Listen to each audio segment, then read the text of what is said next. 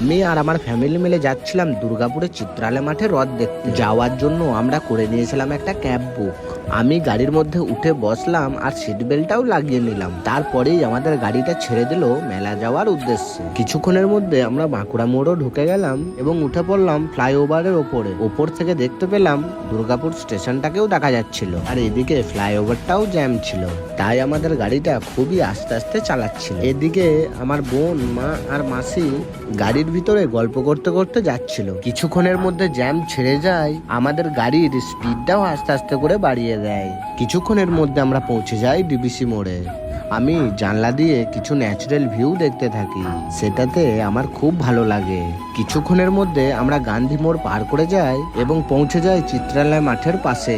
No entry থাকার কারণে আমাদের গল্প দূরেই নামিয়ে দেয় এবং আমি আর আমার বোন গাড়ি থেকে নেমে হাঁটতে হাঁটতে চলে যাই মেলা ময়দানে। আমরা যে মোড়ে নেমেছিলাম সেই মোড়ে এরকম একটা স্ট্যাচু ছিল।